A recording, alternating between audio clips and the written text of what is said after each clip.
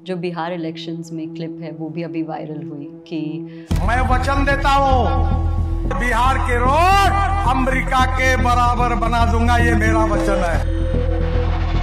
देश का कोई पत्रकार मुझे सवाल नहीं पूछ सकता। जो मैंने बोला वो मैंने किया है, जो किया है वो मैंने किया। एक और वीडियो वायरल हुआ था, मुंबई गोवा एक्सप्रेसवे पे था, जो वशिष्ठी घाट थी, उस पे जो पॉटहोल्स दिखाई दिए। जो मेरे साथ एक अन्याय होता है, मुंबई महानगर पालिका में गड्ढे आते तो लोग बोलते मैं क्या करूं। इसलिए मैं केवल राष्ट्रीय महामार्ग का जिम्मेदार हूँ और सोशल मीडिया पर जितने आते हैं हर का मैं जवाब देता हूँ, इंक्वायरी करता हूँ। 80% तकरारें गलत निकली है। दिल्ली में मैं 1.5 लाख करोड़ रुपए खर्चा करके दिल्ली एनसीआर में ट्रैफिक जाम और प्रदूषण से मुक्ति के लिए प्रोजेक्ट चला रहा हूँ। तो लोग इसे रिलेट क्यों करते हैं कि जो आपके बेटे हैं उनके कंपनी का फायदा हुआ, 500% कंपनी ग्रो हो गई। कौन क्या लिखता है, कौन क्या बोलता है, मुझसे कोई नहीं पता। आज भी मेरे मन में यहाँ बैठकर यही विचार चला कि आज रात को कौन से रेस्टोरेंट में जाना और कौन सा खाना खाना है। मैं मुंबई में जब था तो मेरा वजन 135 किलो था। अभी मैं 89 kg हूँ। मैंने 46 kg वजन कम किया। मैं अभी एक वजन कम करने का कैसा है, ये टिप्स मैं लोगों को दे सकता हूँ। Politics is the instrument of socio economic reform, और इसलिए हम केवल सत्ता कारण ना करें, समाज सेवा करें। कि जो करेगा जात की बात उसको कस के मारूंगा लाया। एक बार मुंबई गोवा हाईवे पर खराब था तो चेकिंग करने के लिए मुझे जाना था। दिन सुबह मुझे शौचालय जाना था पर मेरा पेट साफ नहीं। जैसे एयरपोर्ट पे उतरा और गाड़ी में बैठा तो मुझे लगा कि लैट्रिन जाना था। तो मेरे को बहुत प्रेशर आया, तो मैं राह ही देख रहा था कि कब आता सावंतवाड़ी। सावंतवाड़ी आया तो पहले वो सलामी सैल्यूट पुलिस वाले वगैरह सब खड़े थे, पर मेरा ध्यान कहीं नहीं था कब लैट्रिन जाता हूँ ऐसा। उतने में मैंने सलामी लेके पेट पकड़ते हुए मैं गया लैट्रिन में और गया और नीचे बैठ गया तो जो प्लास्टिक के ऊपर रखती ना वो लैट्रिन में, उसको ऑयल पेंट लगा तो मैं चिपक गया उस पर। तो मैं इतनी मुझे तकलीफ हुई मैं उठने में, मेरे बाल निचोड़ लिए। तो ये सरकार ऐसी सवाल चल रही है।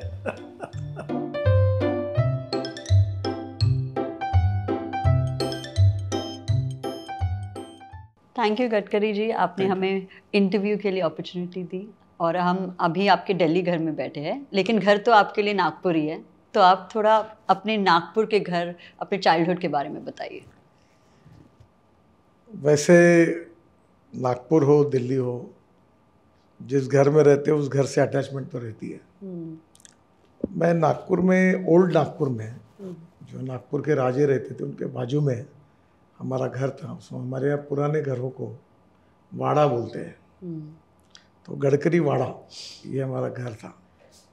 तो अभी तो फिर वो गिरा है और अभी नया घर बन रहा है।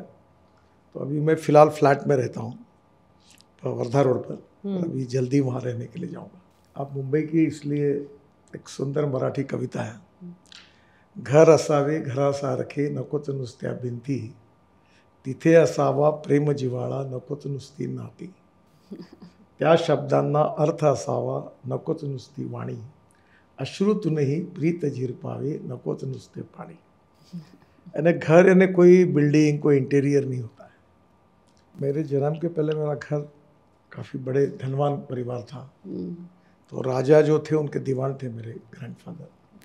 और मेरा जन्म जब हुआ तब हमारी परिस्थिति उतनी अच्छी नहीं रही थी, पर मेरी माँ बड़ी उदार इसकी थी, लोगों को मदद करती थी। बड़े बड़े कार्यक्रम होते थे, सांस्कृतिक कार्यक्रम होते थे, घर में लोग आते थे, कर्जा निकाल कर भी घर में आगत स्वागत होता था। तो वही प्रथा और परंपरा के कारण माँ के संस्कार है। अभी मेरे घर में डाइनिंग टेबल पर 16 लोग बैठते हैं। तो जितने लोग सुबह आते हैं वो डाइनिंग टेबल पर नाश्ते के लिए आते हैं, जितने भोजन के लिए आते हैं तो भोजन के लिए आते हैं। तो घर का जो मेरे घर में वैसा था नागपुर में, वैसा ही अभी यहाँ पे दिल्ली में भी है। पर एक बात जो मैं महसूस करता हूँ और अभी याद करता हूँ, यह है कि नागपुर से 18 किलोमीटर दूर मेरी खेती है और मेरी पत्नी खेती देखती है और मैं खेती में ही बहुत इंटरेस्ट काम करता हूँ। मुझे 14 डिलिट डॉक्टरेट्स मिली है, उसमें से 7 डॉक्टरेट मेरी एग्रीकल्चर साइंस में है।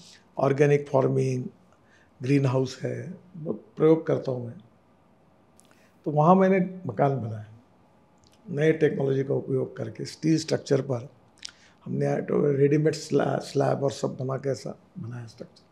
वहाँ इतनी सुंदर हवा है कि मैं रोज दिल्ली में हर 2 घंटे के बाद उसको याद करता हूँ। यहाँ बहुत पोल्यूशन है दिल्ली में और मैं इतनी शुद्ध हवा है कि मैं अब कल मैं सुबह पटना जाऊँगा, बिहार में हूँ, और रात को 7:30 बजे नागपुर पहुँचूँगा।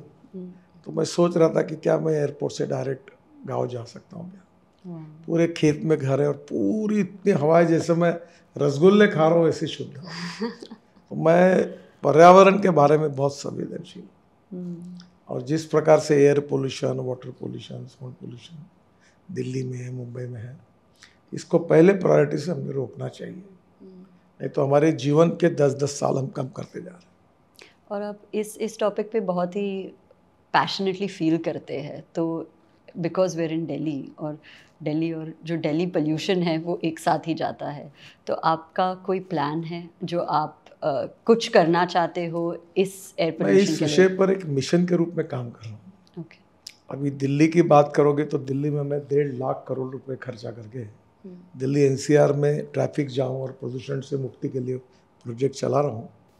जब चीफ जस्टिस ऑफ इंडिया जो थे, उन्होंने मुझे बुलाया था सुप्रीम कोर्ट, ने किताब भी लिखी है कि ये पोल्यूशन कैसे कम हो।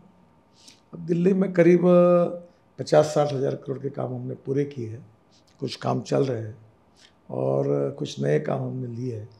अभी द्वारका एक्सप्रेस हाईवे हुआ, UR2 हुआ, दिल्ली का पेरीफेरल रोड हुआ, ये कालिंदी कुंज वाला एक बड़ा रोड 10,000 करोड़ का हम बना रहे हैं, काफ़ी अच्छे हुए।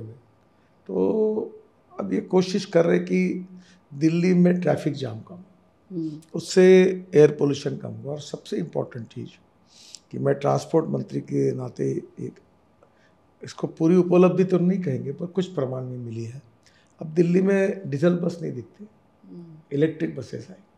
मैं ट्रांसपोर्ट मंत्री करके मैंने electric car, electric scooter, electric auto rickshaw, e rickshaw, electric bus लाई।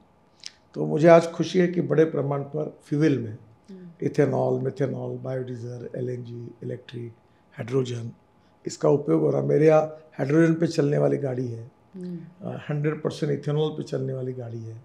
मैं अल्टरनेटिव फ्यूल और बायोफ्यूल का प्रचार करता हूँ। 22 लाख करोड़ रुपए का फॉसिल फ्यूल इंपोर्ट होता है। ये देश की इकोनॉमी के लिए भी चैलेंज है और मैं ये मानता हूँ कि प्रदूषण के कारण भी समस्या है।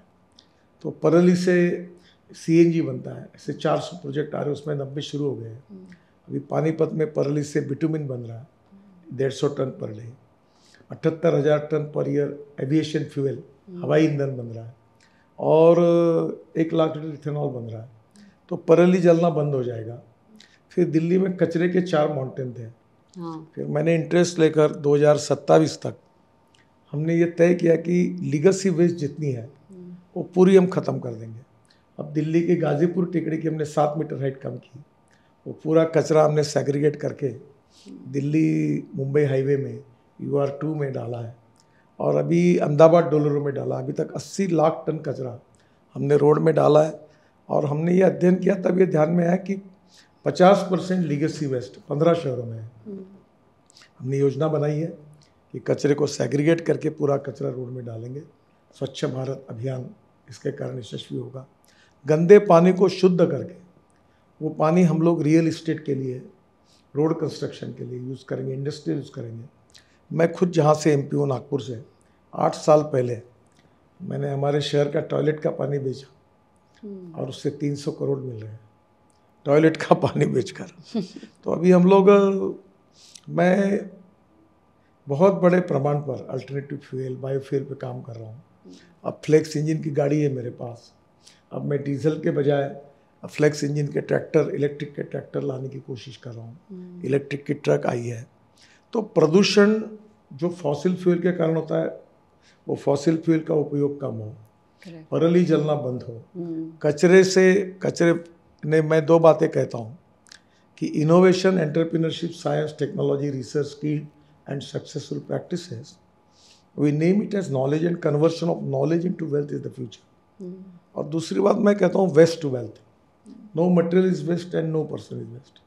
तो दोनों मेरे प्रिय विषय है और मैं इकोलॉजी एंड एनवायरनमेंट को प्रोटेक्ट करने के लिए एक मिशन के रूप में काम करता हूँ, और अभी उसको अच्छे फल मिलने की शुरुआत हुई है। लोगों के सहयोग से एक दिन आएगा कि हमारा इंपोर्ट ख़त्म हो जाएगा, हम ऊर्जा को आयात करने वाला नहीं तो ऊर्जा को निर्यात करने वाला देश बनेगा, ये हमारा प्रयास है। हाइड्रोजन पे हम काफ़ी काम कर रहे हैं। अभी 10 महत्वपूर्ण रोड पर हम 600 करोड़ रुपए खर्चा करके ट्रक और बसेस हाइड्रोजन पर चलेगी, वो प्रोजेक्ट हमने लिया है, जिसमें Tata, Reliance, Ashok Leyland, Volvo, Indian oil, HPCL, NTPC सब वो प्रोजेक्ट के पार्ट है, और जल्दी वो प्रोजेक्ट शुरू हो जाएगा। तो हाइड्रोजन यशस्वी होगा तो हाइड्रोजन के कारण हम ऊर्जा को आयात नहीं निर्यात करने वाला देश बनेंगे। तो मुझे लगता है कि निश्चित रूप से ये देश बदलेगा। और ethics, economy, ecology and environment, तो इथिक्स भी इम्पॉर्टेंट है, इकोनॉमी भी इम्पॉर्टेंट है, और इकोलॉजी एंड एनवायरनमेंट उतनी इम्पॉर्टेंट है। अभी हमने NHI में 4 करोड़ पेड़ लगाए, 80,000 पेड़ हमने ट्रांसप्लांट किए हैं। अब मैं बाम्बू की ट्री बड़े पैमाने पर लगा रहा हूँ। एक मेरे मन में अभी 2 दिन पहले कल्पना आई, मैं दिल्ली के मुख्यमंत्री को पत्र लिखा हूँ कि दिल्ली में जो फ्लैट सिस्टम है, हर सिस्टम में 3 मीटर हाइट के हम 10 पेड़ कम से कम लगाए, तो उससे कार्बन डाइऑक्साइड काफ़ी बड़ा अब्सॉर्ब होगा। अब प्रदूषण की लेवल बहुत ज़्यादा है। मैं जब वाटर रिसोर्स मंत्री था तो मैंने यमुना के लिए 6,000 करोड़ रुपए दिए थे। तो बहुत सी बातें हैं। पानीपत, सोनीपत के जल शुद्धिकरण के प्रकल्प मेरे कार्यकाल में पूरे हुए थे। तो हम नदियों को भी शुद्धिकरण करें, हम लोग एयर पोल्यूशन में भी सुधार लाएं, और इसके सिवा हम लोगों का सस्टेनेबल डेवलपमेंट के साथ उनके जीवन को हम सुधार नहीं सकते। अगर पोल्यूशन में नहीं कम किया तो ये बहुत बड़ी समस्या है। और वो पोल्यूशन एक्चुअली फील होता है लोगों को, बिकॉज लोग बहुत ही बीमार पड़ते हैं। You can sense the difference, right? जब हम 3 दिन में ऐसी हालत होगी मेरी कि मैं खुद को बड़ा अस्वस्थ महसूस कर रहा हूँ। हाँ। तो मुझे लगता है कि ये हमारे लिए बहुत इम्पोर्टेंट है कि हम लोग प्रदूषण को कैसे कम करें। इसमें जनता का सहयोग लेकर हमको काम करने की आवश्यकता है। तो सर, हमने एक ऐसे ask us anything type questionnaire डाल दिया हमारे ऑडियंस को कि लोग आपसे क्या सवाल करना चाहेंगे। तो जैसे आप मेंशन कर रहे थे जो ऑल्टरनेटिव फ्यूल्स है, सबसे ज़्यादा क्वेश्चन एथेनॉल पे आए, क्योंकि लोगों को ऐसे लगता है कि ये जो पॉलिसी है 20% एथेनॉल उनके गाड़ियों को डैमेज कर रही है, जो जिनकी गाड़ी बहुत ही पुराने हैं या सर्विस नहीं हुए हैं। तो उस पर आप क्या कहना चाहते हैं? देखो, ये अच्छा होगा आपने ये सवाल पूछा है। ये बीच में जो कैंपेन चला, ये एक पेड कैंपेन था, पॉलिटिकली मोटिवेटेड था मेरे खिलाफ, पर इसके बारे में सही जानकारी लोगों तक पहुंचाना, आपने सवाल पूछा इसलिए अब संभव हुआ है। पहली बात तो ऐसी है कि देश में 22 लाख करोड़ रुपए का फॉसिल फ्यूल इंपोर्ट होता है। हमारे देश के इकोनॉमी से 22 लाख करोड़ बाहर जा रहे हैं। ये 22 लाख करोड़ बचाकर हमारे गांव, गरीब मजदूर, किसान के जेब में जाए, और किसान ये अन्नदाता नहीं ऊर्जादाता बने, ऊर्जादाता नहीं ईंधन दाता बने, ईंधन दाता नहीं बिटुमिन दाता बने, और बिटुमिन दाता नहीं हाइड्रोजन दाता बने। ये मेरा मिशन है। मैं इसके ऊपर 2004 से काम कर रहा हूँ। अब ऐसा है कि पहली बात, जो इथेनॉल आया है वो ब्राज़ील से आया है। 1949 से ब्राज़ील में इथेनॉल पेट्रोल में डाल रहे हैं, और अभी वहाँ 27% डाल रहे हैं। मर्सिडीज, टोयोटो, हुंडई, होंडा सब गाड़ियाँ वही है, यही है, कोई तकरार नहीं है, सक्सेसफुली इम्प्लीमेंट हो रहा है। हमारे देश में अभी 20% तक इथेनॉल डाला जाता है। ARAI जो अधिकृत संस्था है जो इसको टेक्निकली सर्टिफाई करती है, उन्होंने और OEMs Toyota, Hyundai, Tata, Mahindra सब ने प्रेस कॉन्फ्रेंस लेकर डिक्लेयर किया कि इथेनॉल के कारण कोई गाड़ी खराब नहीं होती, और ऐसा कोई प्रमाण नहीं। झूठे गाड़ियाँ बताई गई, प्रचार किया गया, जबकि इथेनॉल के कारण पोल्यूशन कम होता है। अब टोयोटो ने पहली बार फ्लेक्स इंजन, जो इनोवा मेरे पास है, वो 100% बायो इथेनॉल पे चलती है, 60% बिजली तैयार करती है। अब उसका विचार किया जाएगा तो 1 लीटर पेट्रोल में जितना एवरेज मिलता है उतना इस गाड़ी का अगर हिसाब लगाए तो पेट्रोल का वो 25 रुपये लीटर होता है। यानी कितनी बचत है, और प्रदूषण नहीं है। ये ग्रीन फ्यूल है। इथेनॉल जो बनता है वो शुगर केन जूस से, मोलाइसिस से, फिर इथेनॉल मक्के से, ब्रोकन राइस से, परली से, बाम्बू से इथेनॉल बनता है। हमारे देश में इथेनॉल शुरू होने के कारण करीब 1 से 1.5 लाख करोड़ रुपए एग्रीकल्चर इकोनॉमी में गए। हमारा इंपोर्ट उतना कम हुआ, प्रदूषण कम हुआ। अब इथेनॉल को सप्लाई करने वाली 550 इंडस्ट्रीज है। शुगर मिल का बाय प्रोडक्ट इथेनॉल है, और वो जो इथेनॉल सप्लाई होता है उसका रेट कैबिनेट तय करती है प्रधानमंत्री की अध्यक्षता में। टेंडर इंडियन ऑयल कंपनी निकालती है।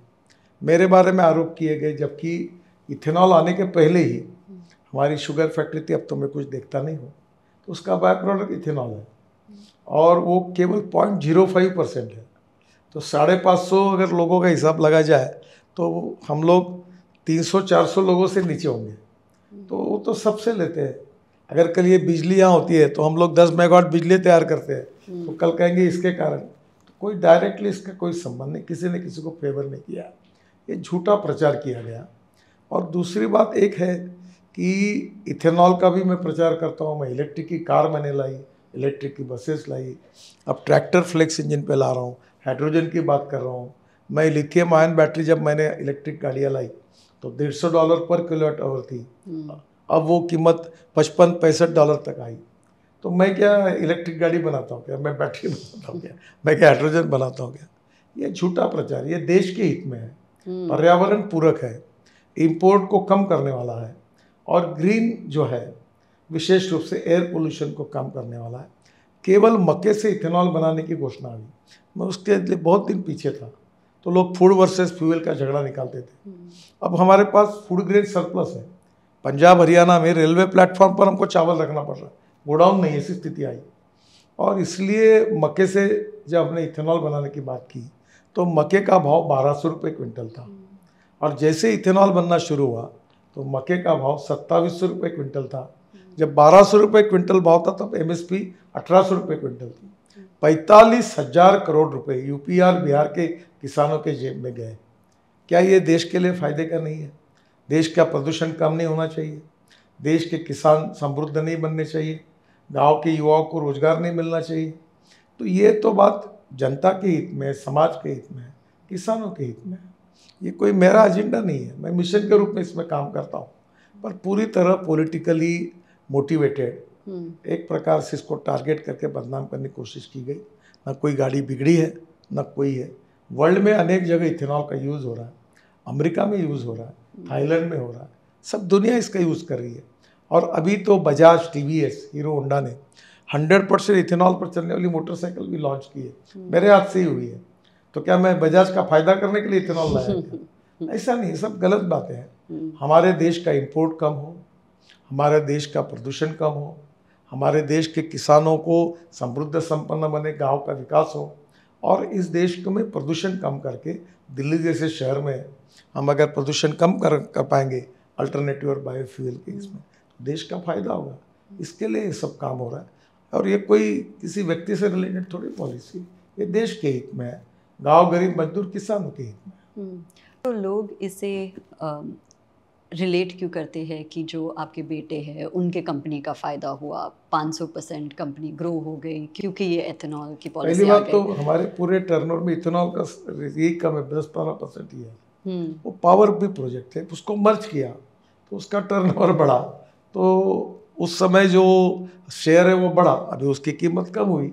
वो मार्केट ड्रिवन है ना, हमने एक शेयर बेचा ना उसने एक शेयर खरीदा। ये सब झूठा प्रचार है। मैं इसके पहले भी बीजेपी का अध्यक्ष बनने की बात है, तब भी झूठा प्रचार किया गया, कुछ निकला नहीं। केवल मुझे अध्यक्ष बनने के लिए षड्यंत्र करके रोकने की कोशिश उन्होंने की, मुझे आरोप हुए, मैंने छोड़ दिया। बाद में कांग्रेस सरकार ने 2012 में मुझे पत्र दिया कि मेरा कोई संबंध नहीं। आज भी इसके साथ कोई संबंध नहीं, इसमें कोई फेवर नहीं। ये जानबूझकर राजनीतिक उद्देश्य से पॉलिटिकली मोटिवेटेड पेड कैंपेन था। ये अच्छा सौभाग्य रहा कि प्रिंट मीडिया और टीवी मीडिया ने इसको चांद नहीं दी। ये जो सोशल मीडिया थी, अब बहुत लोग मुझे मिले, 30-30, 40-40 लाख रुपए उनको प्रोग्राम के मिले। झूठी गाड़ियाँ लाई उन्होंने, दिखाई, गाड़ियाँ बिगड़ी भी दिखाई, एक भी तकरार नहीं है, कोई आगे नहीं आता। और ये सब टेक्निकली सरकार ऐसी परमिशन नहीं देती, सब टेस्टिंग होती है, सर्टिफाई करती है, उसके स्टैंडर्ड्स तय होते हैं, फिर उसको अनुमति मिलती है। सर, आपके अभी जो बिहार इलेक्शंस में क्लिप है वो भी अभी वायरल हुई कि मैं बिहार के हाईवेज को अमेरिका जैसे बनाऊंगा। मैं वचन देता हूं कि बिहार के राष्ट्रीय महामार्ग को मैं वर्ल्ड स्टैंडर्ड के बनाकर आपको दूंगा। बिहार के रोड अमेरिका के बराबर बना दूंगा, ये मेरा वचन है। और फिर तुरंत एक वीडियो रिलीज की गई जो 2022 में थी, जहाँ पे भी आपने यही कहा था कि मैं ये ऐसे हाईवेज बनाऊंगा अमेरिका जैसे। तो उन लोगों को क्या कहना चाहते हैं जिनको लगता है? तो देखो, ये तो पहली बात तो ऐसी है कि 2022 में मैंने कहा था, ये सच है कि मैं बिहार के हाईवे अमेरिका के जैसे बनाऊंगा। और परसों भी मैंने जो कहा ये भी सच है कि मैं हाईवे जैसे बनाऊंगा अमेरिका जैसे। और आज बिहार में आप जाइए, किसी को पूछिए, हर जिले में कहीं भी जाइए, अरुणाचल जाइए, मेघालय जाइए, त्रिपुरा जाइए, आप सर्वे करिए, एक भी आदमी ऐसा मिलता है आपको कि जो बोलेगा हाईवे का काम नहीं हुआ? तो मुझे बताइए। हर जगह काम हुआ है। और अभी तो बीच में ऐसा हुआ कि एक कार्यक्रम के बाद अमेरिका से आए कुछ लोग मुझे मिलने के लिए आए और उन्होंने मुझे कहा तुम गलत बोल रहे हो। बोला क्या हुआ? बोले आप जो बोलते हैं कि हम अमेरिका के जैसे हाईवे बनाएंगे, आपके हाईवे अमेरिका से अच्छे हैं। आप द्वारका एक्सप्रेस हाईवे पे गई है या दिल्ली में? नहीं गए। हमने एयर स्ट्रिप के नीचे से टनल बनाई है। आपने UR2 देखा है? अब कोई भी, अब दिल्ली मुंबई हाईवे बन रहा है, अब दिल्ली से मुंबई 12 घंटे में होगा। दिल्ली से जयपुर 5 घंटे लगते थे, 2.25 घंटे में हो रहा है। दिल्ली से देहरादून 7 घंटे लगते थे, 2 घंटे में हो रहा है। पूरे देश में, चेन्नई से बेंगलोर 5 घंटे लगते, 2 घंटे में हुआ। मैसूर से बेंगलोर 4 घंटे, 3.5 4 घंटे 1 घंटे में हुआ। दिल्ली से मेरठ 4 घंटे 3.5 घंटे लगते थे, अब 45 मिनट में हुआ। तो पूरी तरह बदल गए हाईवे। अब दिल्ली से मद्रास, चेन्नई, ये 320 किलोमीटर डिस्टेंस कम हो रहा है। हम सूरत से नया ग्रीन हाईवे बना रहे हैं। अब मुंबई पुणे जाने की जरूरत नहीं है। पूरा उत्तर से साउथ को जाने वाला ट्रैफिक, मुंबई पुणे जाने की जरूरत नहीं। वहाँ का पोल्यूशन कम होगा, ट्रैफिक जाम कम होगा, और यहाँ से 320 किलोमीटर डिस्टेंस कम होगा। यानी कश्मीर से कन्याकुमारी तक, जैसे आप अगर मनाली जानती हो, मनाली से रोहतांग पास जाने के लिए 3 घंटे लगते थे, अब 8 मिनट में जाते हैं। टनल बनाई, अटल टनल। वहां से बाहर आएंगे तो हम 8 टनल बना रहे हैं। आप झुझीला टनल आएंगे, वो पूरी होगी। आशिया की सबसे बड़ी टनल बन रही है जो 11.4 किलोमीटर है। और उसके कारण एकदम पूरा लद्दाख ले से हम लोग श्रीनगर जाएंगे तो 3.5 घंटे बच रहे हैं। बाद में झेड़बोट टनल पूरी हुई, श्रीनगर आते हैं, श्रीनगर से जम्मू तक हम 36 टनल बना रहे हैं, 24 बन गई। फिर जम्मू के पहले कटरा के पास दिल्ली कटरा हाईवे है अमृतसर से, वहाँ आने के बाद हम लोग दिल्ली आएंगे, दिल्ली से दिल्ली मुंबई हाईवे से आकर सूरत जाएंगे, और सूरत से नया हाईवे, सूरत से नासिक, नासिक से अहमदाबाद, अहमदाबाद से अहमदनगर, अहमदनगर से सोलापुर, सोलापुर से कर्नूल, और कर्नूल से चेन्नई, बेंगलोर, बेंगलोर कोचीन, हैदराबाद, त्रिवेंद्रम, कन्याकुमारी। तो ये कश्मीर से कन्याकुमारी हाईवे बन रहा, तो ये मुझे बताने की जरूरत भी नहीं है, जो जाता है वही देखता है। अब मैं मुंबई में था तो 55 उड्डान पुल मैंने उस समय बनाया, वर्ली बांद्रा सीलिंग बनाया, मुंबई पुणे एक्सप्रेस हाईवे बनाया।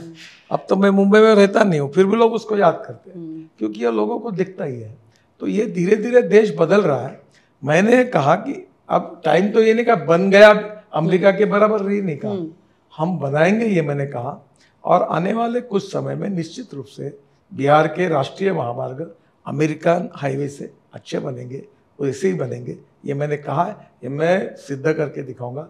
और एक बात मैं आपको बताता हूँ कि इस देश का कोई पत्रकार मुझे सवाल नहीं पूछ सकता। जो मैंने बोला वो मैंने किया है, जो किया है वो मैंने बोला है, और इसलिए मैं झूठ बोलने का तो कभी बोलता ही नहीं। मैं तो बोल देता हूँ कि नहीं हो सकता। तो सर, जैसे हमारा प्रोग्रेस इतनी तेज़ी से हो रहा है विथ हाईवेज़, जैसे आपने कहा कि इतना टाइम शॉर्ट हो गया है, इतने सारे हाईवेज़ बन चुके हैं, तो आप स्पीड और क्वालिटी को कैसे देखते हो? क्योंकि एक और वीडियो वायरल हुआ था जो मुंबई गोवा एक्सप्रेसवे पे था, जो वशिष्ठी घाट थी, उस पे जो पॉटहोल्स दिखाई दिए। एक ट्रैवल इन्फ्लुएंसर ने एक ड्रोन पे एक वीडियो डाल दिया और सारे लोग कह रहे थे कि ये इतने सारे पॉटहोल्स, अभी तो हाईवे बना है, तो वो बैलेंस कैसे मेंटेन होगा? देखिए क्या हुआ, इस साल बरसात बहुत हुई, और बरसात और डामर, पानी और डामर की दुश्मनी है, तो अनेक जगह पर हाईवे खराब हुए हैं। अब हमने तय किया कि हम कंक्रीट करेंगे। जब कंक्रीट के मजबूत बनते तो उसका सरफेस हार्ड होता है। दूसरी बात, हमने सीमेंट बनाने का तय किया तो सीमेंट वालों ने कार्टेल बना किया, रेट बढ़ाए। तो अभी हम लोग चाहते हैं कि हम अच्छे क्वालिटी के रोड, हमने डिज़ाइन में सुधार किया और ड्रेनेज प्री कास्ट को मैंडेटरी किया है, क्वालिटी में लगातार सुधार कर रहे हैं, लैंडस्लाइड्स होती है। तो अभी काफ़ी बड़े प्रोग्राम, 3 लाख करोड़ की तो टनल बना रहे हैं। तो निश्चित रूप से अगर आप कितनी भी अच्छी गाड़ी खरीदी करोगे उसको मेंटेनेंस लगता है। तो जहाँ भी हुआ वहाँ हमने सुधार भी दिया है और बाय एंड लार्ज ये भी हुआ है कि जो मेरे साथ एक अन्याय होता है कि मुंबई महानगर पालिका में गड्ढे आते तो लोग बोलते मैं क्या कर रहा हूँ। तो मैं केवल राष्ट्रीय महामार्ग के हाईवे के लिए जिम्मेदार हूँ। अब यहाँ दिल्ली में डीडीए के रोड है, दिल्ली म्यूनिसिपल कॉर्पोरेशन के रोड है और दिल्ली सरकार के रोड है, उस पर गड्ढे दिखे तो भी मेरा फोटो छाप देते। अब मुंबई महानगर पालिका में मेरे रोड नहीं है, कहीं दूँ मेरा फोटो छाप देते। अब वो स्टेट पीडब्ल्यूडी के रोड है, मेरा कोई रोड अच्छा कोई रोड बनाता है अच्छा तो बोलता है गडकरी ने बनाया। तो ये इसलिए मैं केवल राष्ट्रीय महामार्ग का जिम्मेदार हूँ और सोशल मीडिया पर जितने आते हैं हर का मैं जवाब देता हूँ, इंक्वायरी करता हूँ। 80% तकरारें गलत निकली है जो हमारे रोड की रोड ही नहीं है, जो वो इंटरनल रोड्स है बेसिकली। हाँ, वो मैं केवल राष्ट्रीय महामार्ग का मंत्री हूँ। हाँ। अभी दिल्ली में ये मेरे घर के सामने रोड मेरा हमारा थोड़ी है। हाँ। ऐसे बहुत दिल्ली के पूरे म्यूनिसिपल कॉर्पोरेशन डीडीए के रोड है, दिल्ली सरकार के है। अब कोई भी रोड के लिए मुझे जिम्मेदार पकड़, क्योंकि वो एसोसिएशन बन गया है आपका जो नहीं, रोड और रेलवे के लोगों साथ। को लगता है रोड अच्छा बना है तो गडकरी ने बनाया, क्रेडिट भी देते हैं। अभी समृद्धि महामार्ग का मैंने नहीं बनाया, हाँ। उद्धव ठाकरे और देवेंद्र फडणवीस थे तब उन्होंने, उनकी सरकार ने शुरू किया है काम। तो मेरा अभी मुंबई में जो बना ये कोस्टल हाईवे, लोग मुझे बार बार हवाई जहाज में अभिनंदन करते, ये मैंने नहीं बनाया, क्यों तो राज्य सरकार ने बनाया। क्योंकि कोस्टल रोड एक्चुअली जो बना है मैं यूज करती हूँ, मतलब it has transform the life of. मैंने आधा बनाया। अच्छा, आधा जो वरली बांद्रा जो है वो मैंने बनाया, पर वरली के बाद जो जाता है अंदर से वो अभी इस सरकार में बना, उसका क्रेडिट मुझे नहीं है। सर हम मुंबई में 55 उड्डान पुल मैंने बनाया, तो वो जो है वो मैंने बनाया, पर अब उसको 98, 97, 98, 99 में बनाया।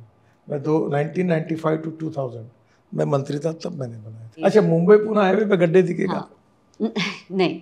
अब मुझे बताइए, मैं 25 साल हुए वो बनाया, कंक्रीट का रोड बनाया, एक भी गड्ढा दिखा आपको कभी? नहीं। तो क्या होता है कि कहीं मिट्टी कैसी है और स्टैंडर्ड कैसे, इस पर डिपेंड करता है। और मैं ये बात आपको बताता हूँ, हम भी सीखते हैं अनुभव से। मैं ये दावा नहीं करता कि हम रोड बन रहे हो 100% परफेक्ट है, कुछ ना कुछ टेक्नोलॉजी में गलतियाँ रहती है, कमी रहती है, और समय के अनुसार टेक्नोलॉजी भी बदलती है ना। कितना समय बदलता है। अभी आप साड़ी पहनी हो, इसके पहले 10 साल पहले 1000 में से 800 महिलाएं साड़ी पहनी थी। अब क्या हुआ, 800 महिलाएं फुल पैंट शर्ट पहनी हुई दिखती है। तो बदल हुआ है ना। तो समाज में बदल है, टेक्नोलॉजी में बदल है, मटेरियल में बदल होता है। हम नई नई टेक्नोलॉजी, प्री कास्ट को मैंने मैंडेटरी किया है, रोड कंस्ट्रक्शन में नई टेक्नोलॉजी, इक्विपमेंट नए लाए, तो बदल होता है। और हम ये कोशिश लगातार कर रहे हैं कि हम परफेक्शन की ओर जाए। पर एक बात सच है कि no one is perfect and no one can claim that he is perfect. उत्तम, अधिक उत्तम, सर्वोत्तम up to infinity. 100% perfection is a impossible concept. तो मैं ये कोशिश करता हूँ कि मैं मैक्सिमम अच्छा हम कैसे कर सकें।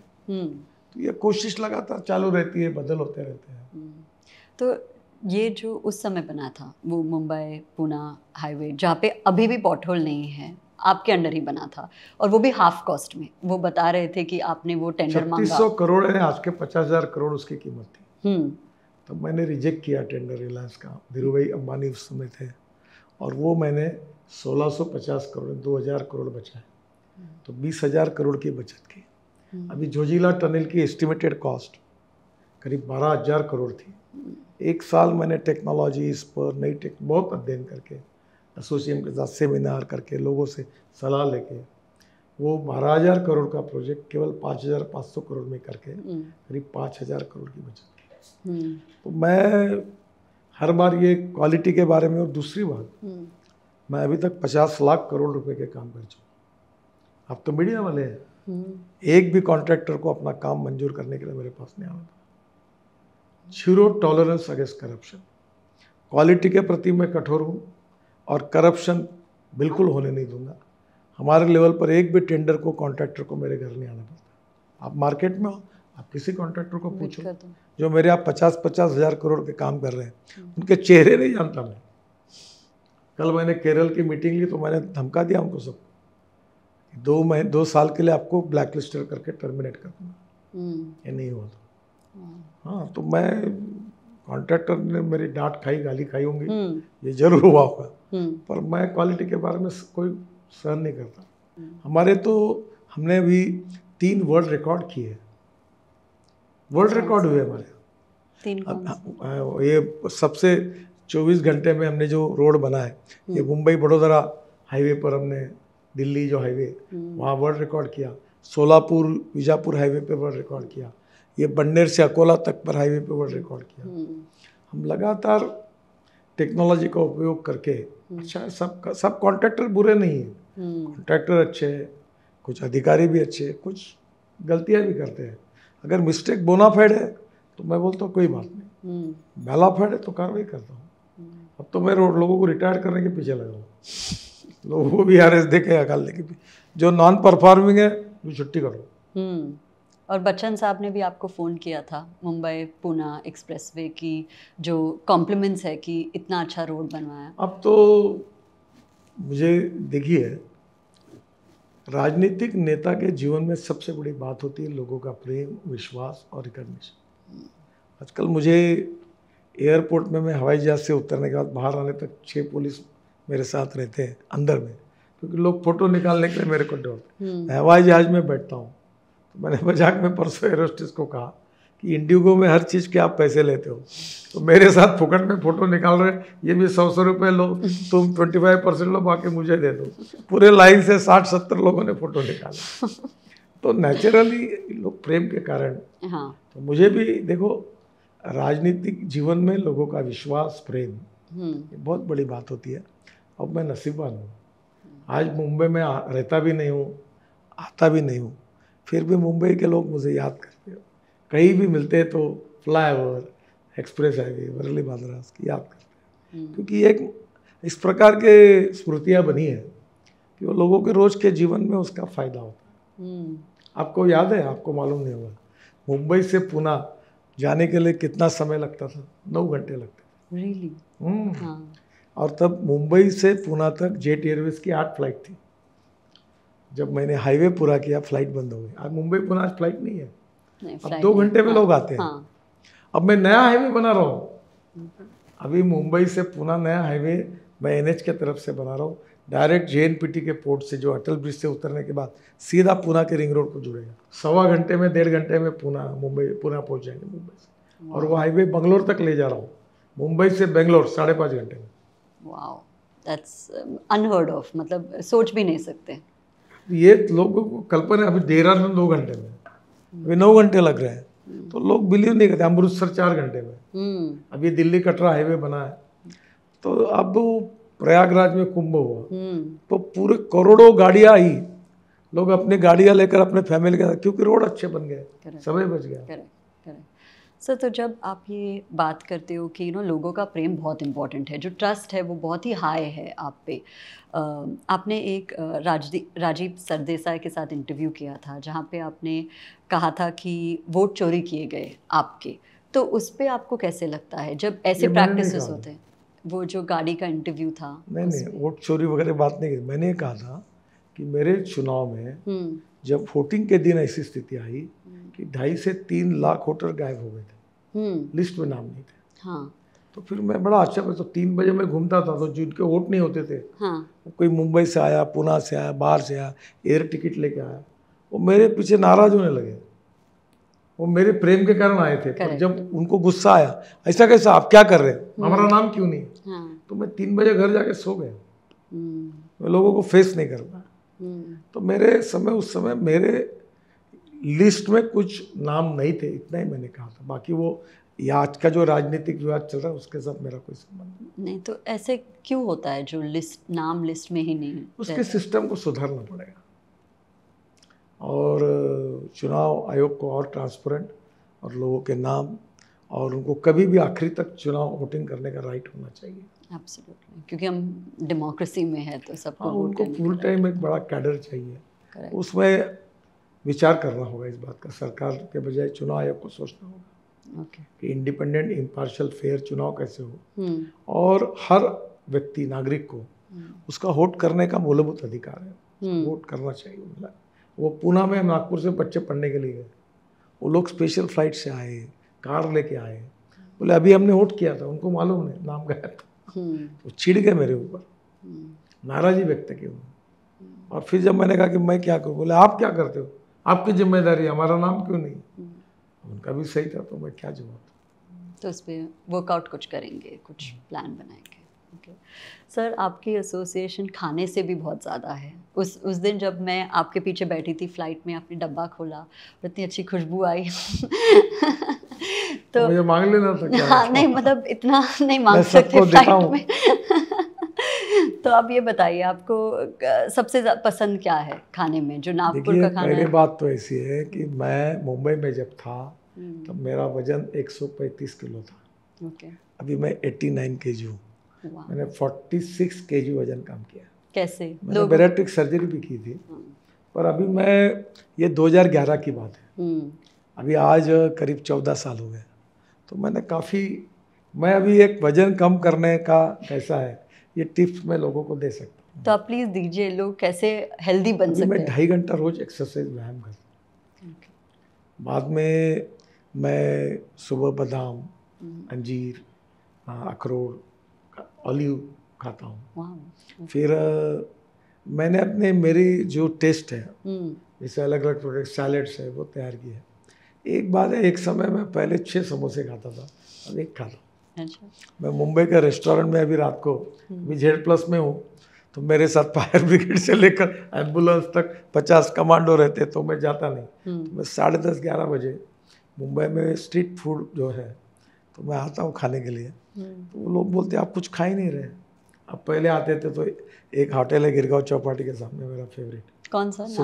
सुख सागर, ऑफ कोर्स। वहाँ जाता था तो पहले मैं एक मिल्क शेक, एक पाव भाजी, एक पुलाव, एक पिज़्ज़ा, इतना खाता था। अब मैं तो खाते नहीं, एक सिंगल पाव भाजी खाता हूँ। तो बोलता साहब कुछ गड़बड़ हो गया क्वालिटी में। मतलब तुम्हारे क्वालिटी में नहीं, मेरे में हुई। अब मेरी खाने के ऊपर की नीयत कम नहीं हुई है, पर खाना कम है। ओके। वो 2 फुलके सब्जी रोटी। हमारे यहाँ संतरे का सूप बनता है, मैं कुछ रेसिपी बनाता हूँ, यूट्यूब पे देखते रहता हूँ रोज, यहाँ से पत्नी को भेजता हूँ। मेरे यहाँ 4 शेफ है, एक चाइनीज शेफ है, वो चाइनीज, मैं वेजिटेरियन हूँ, तो मुझे चाइनीज़ पसंद है, तो अलग अलग प्रकार की रेसिपी बनाते रहता हूँ। मैं अपना जीवन अपने हिसाब से मैं चलते रहता हूँ, कौन क्या लिखता है, कौन क्या बोलता है, मेरे से कोई लेना नहीं। तो आपकी सबसे फेवरेट चीज़ क्या है? हमारे यहाँ सांबार बड़ी बनती है, धनिया। सांबार बड़ी। अभी हम ऑर्गेनिक धनिया है, मेरे यहाँ खेती है बाजू में बंगले में, तो अभी मैं वहाँ भी लगाता हूँ मिर्ची सब, और वो उसकी बड़ी बनती है। मेरी पत्नी बहुत अच्छी बनाती है, मेरी फेवरेट चीज़ है।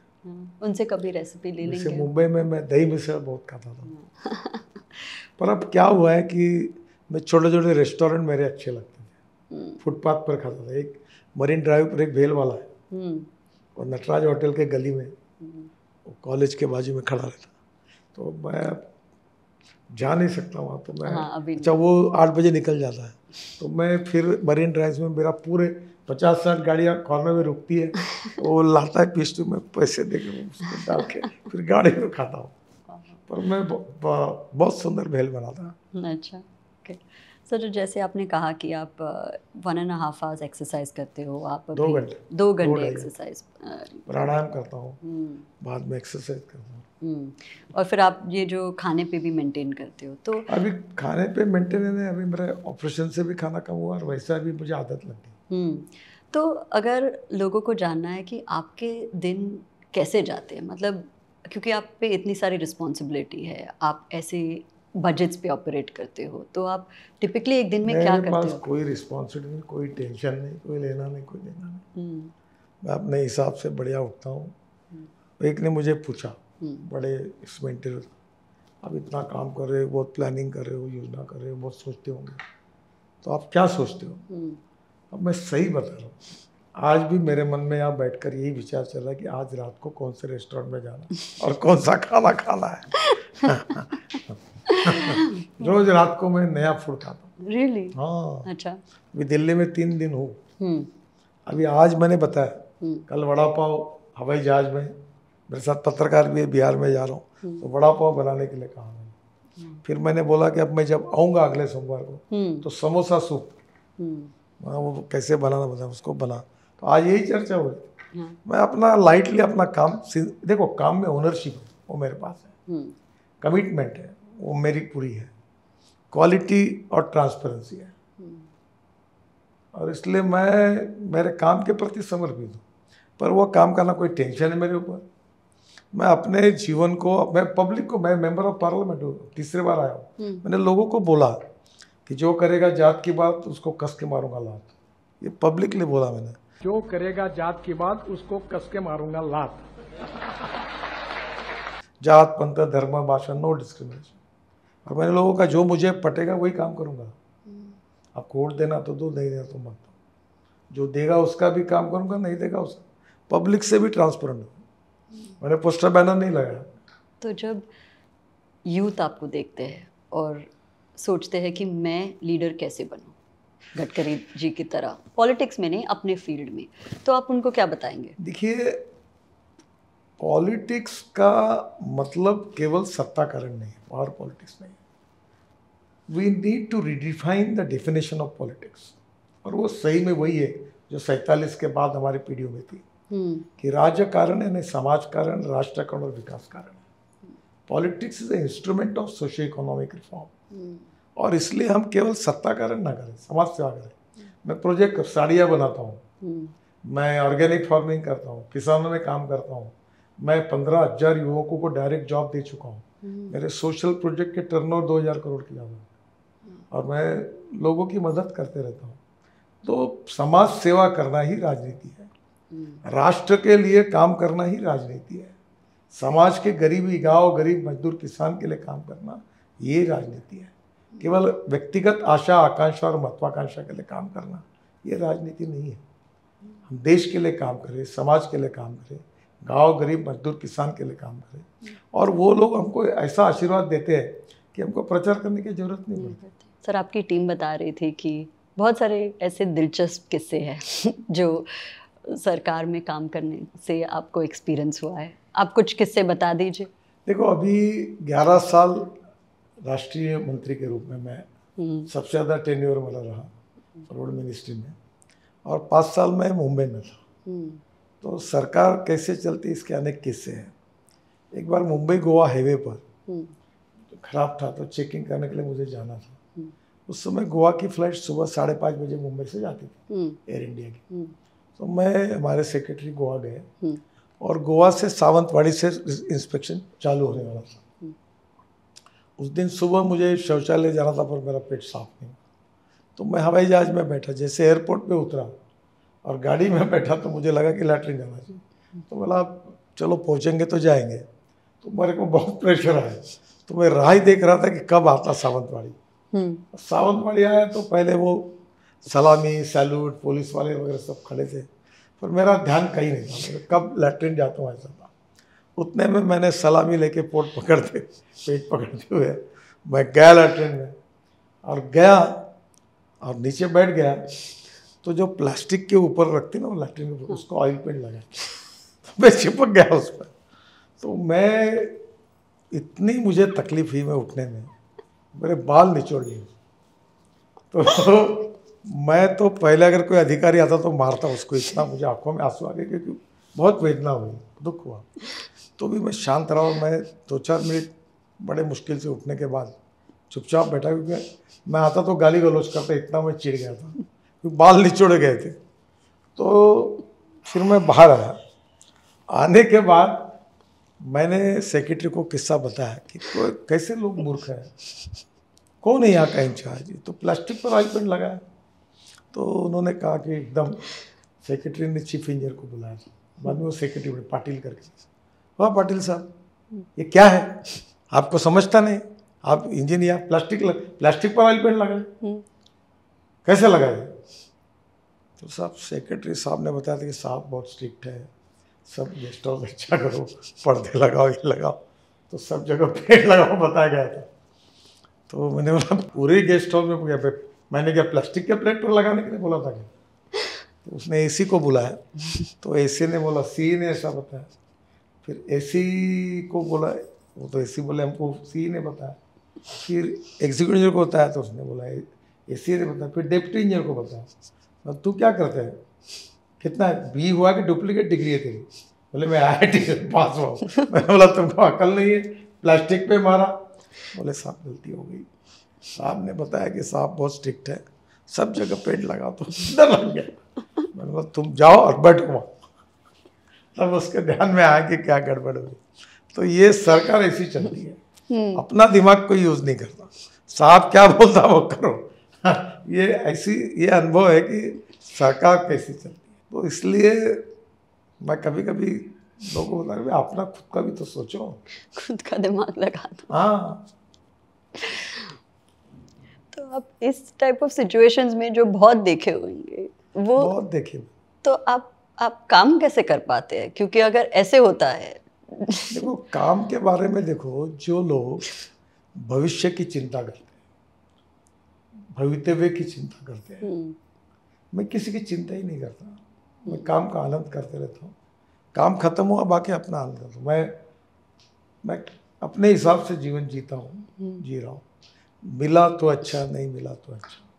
मैं एक बार एनसीसी में था, तो हमारे एक सरदार जी थे, उन्होंने बताया कि जब तुम्हारा नाम लेगा सावधान में खड़े रहो, लेफ्ट राइट करके जाओ, मेजर साहब पूछेंगे व्हाट्स योर नेम, सावधान खड़े रहकर सैल्यूट ठोक के बोलना sir my name is so and so.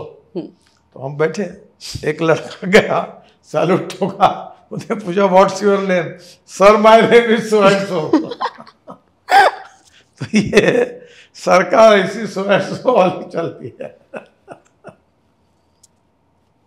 ये जीवन में प्रैक्टिकल लेवल पर ऐसे छोटे मोटे अनुभव आते ही है, चलते रहता है, चलते रहना चाहिए, चलते रहनी चाहिए। एक बात मैं अक्सर लोगों को कहता हूँ कि चैलेंजेस और समस्याएं सब जगह होती हैं, but there are some people who convert problems into opportunities and there are some people who convert opportunities into the problems. समस्याओं से भागो मत, डरो मत, समस्याओं पर मात करके आगे जाओ। हर समस्या का सॉल्यूशन है, आप पॉजिटिव रहो और काम करो, चलते रहो। ये कुछ अलग ही समस्या थी जो बाथरूम वाली थी, बट ये सिस्टम ऐसी है। हाँ। जो सिस्टम ऐसी है, अब जैसे आपको किसी को भी हर चीज को करते अपना माइंड तो अप्लाई करना है ना। 100%। सर एक अभी रैपिड फायर राउंड है जहाँ पे मैं आपसे सवाल करूँगी, सब कैटेगरीज में से, तो आपको आंसर देना है जैसे भी आप ठीक समझिए। अगर आप पॉलिटिक्स में नहीं रहते तो आप कौन से करियर में रहते? जो बिजनेस, लॉ, फार्मिंग? पहले मैं क्रिकेट खेलता था, तो मैं बचपन में मुझे लगता था कि मैं क्रिकेटर बनूं। Really? तो मैं जब कॉलेज में गया तो स्टूडेंट लीडर बना, तब क्रिकेट छूट गया। तो आपका फेवरेट क्रिकेटर कौन है?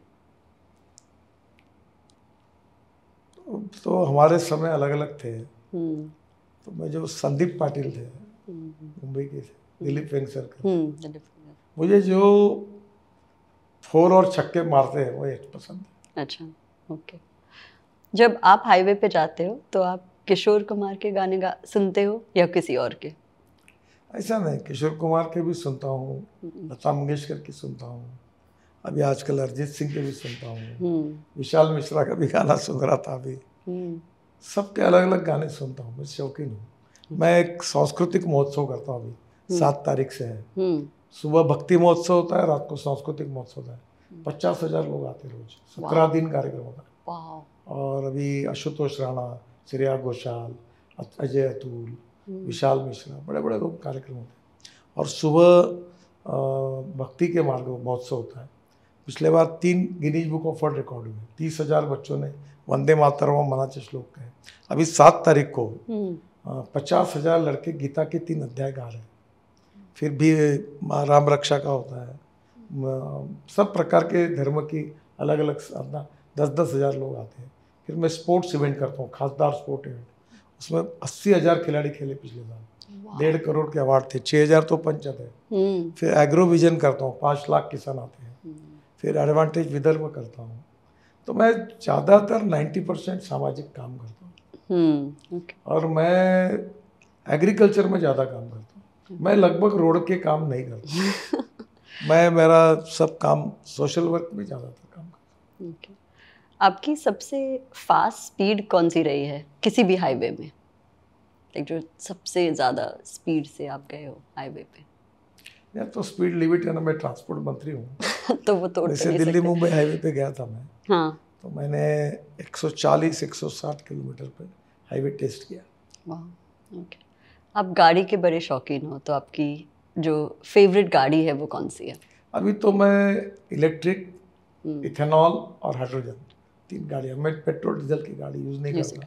पर मैं Z+ होने के कारण बुलेट प्रूफ गाड़ी के लिए है, तो कभी कभी वो मेरे पास रहती है, पर मैं यही गाड़ी यूज़ करता हूँ। ओके सर, हम आखिरी सवाल पे है कि हमने इतनी सारी बातें की, आपने इतना बड़ा विजन बताया कि हम क्या कर सकते हैं, अमेरिका से बेहतर भी हाईवेज बना सकते हैं। लेकिन अगर पूरे इंडिया को देखें, जैसे अभी हमारी वुमेन्स क्रिकेट टीम ने कप जीता, तो वो कभी पहले नहीं हुआ है और अभी स्पोर्ट्स में ज़्यादा इंटरेस्ट है। तो ओवरऑल लेवल पे आपका विजन क्या है इंडिया को लेके? देखिए, स्वामी विवेकानंद जी ने शिकागो में अपने भाषण में कहा था कि 18वीं सदी जो थी वो मुगल सल्तनत की थी। 19वीं सदी जब आई तब अंग्रेजों का राज वर्ल्ड में आया, अनेक जगह पर यूनियन जैक सब तरफ लहर रहा था। जब 20वीं सदी आई तो अमेरिका सुपर पावर बनी, और 21वीं सदी जो है वो हिंदुस्तान की होगी। वो इंफॉर्मेशन टेक्नोलॉजी और बायोटेक्नोलॉजी की भी है। और मैं ये मानता हूँ कि innovation, entrepreneurship, science, technology, research, skill and successful practices, we name it as knowledge, and conversion of knowledge into wealth is the future.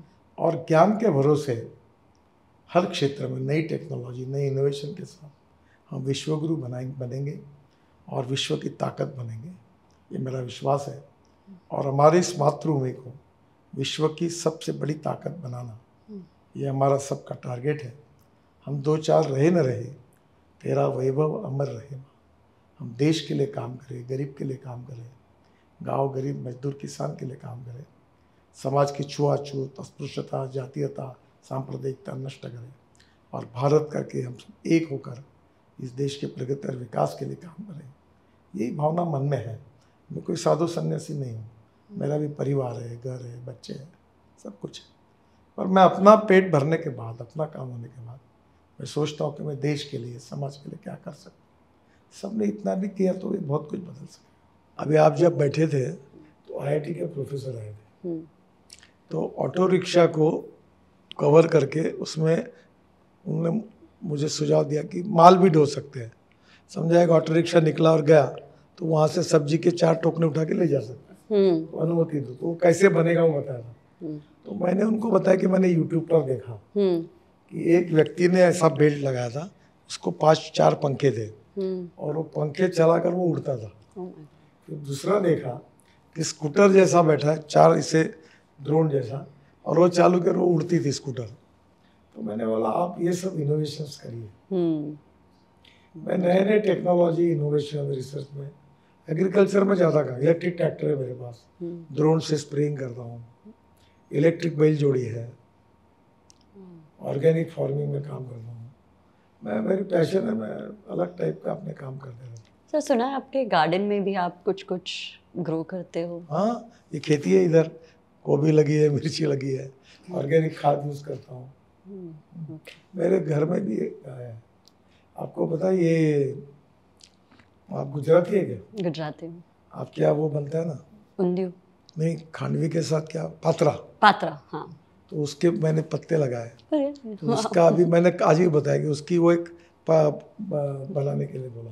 Patra? हाँ, मैं अच्छा। पान खाता हूँ। हाँ। पान का वेल है मेरे यहाँ। हाँ। पान खाने के बाद मैं वो पान निकालता है पेड़ का, कत्था चूना लगा के, फिर उसको आके मैं अपने घर का पान खाता हूँ। मैं बड़ा अपने हिसाब से रहता हूँ, मैं चिंता नहीं किसी की। Best way to be. I am not going to bother about anybody. Low profile हूँ, जमीन का आदमी हूँ, खुशी से रहता हूँ।